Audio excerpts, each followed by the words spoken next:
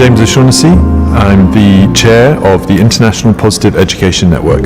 Some people would ask what positive education is, and we talk about it being a double helix of two strands of equal importance. The first strand is academics. It is an introduction to the best that's been thought and known, the ability to develop your mind and to develop all those intellectual skills that's so important in life. But the other strand is just as important, and that is to develop character strengths, to develop well-being, and for those two to be intertwined into one another in the education experience, which is a much richer, a much better way for young people to develop.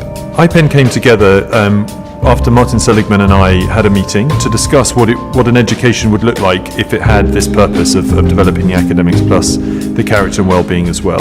So in 2013 we were able to pull together a summit, a positive education summit of 30 people from around the world who came together, who had never been in the same room together, to ask two questions. One was there a kind of common identity to what they meant by positive education?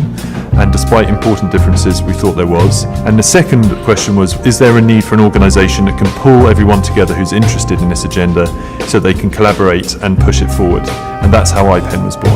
I believe from my experience with movements that when you have massive interest in a common goal, like educating young people to life satisfaction, education for happiness, it's very important to construct a big tent in which all the different researchers, practitioners, and stakeholders are comfortable coming together. So IPEN is a network, a big tent network, for exactly the purpose of promoting the best practices and the best research in positive education. The purpose of IPEN is really to do three things. One is to change education policy so that it promotes the character and well-being side of things as well.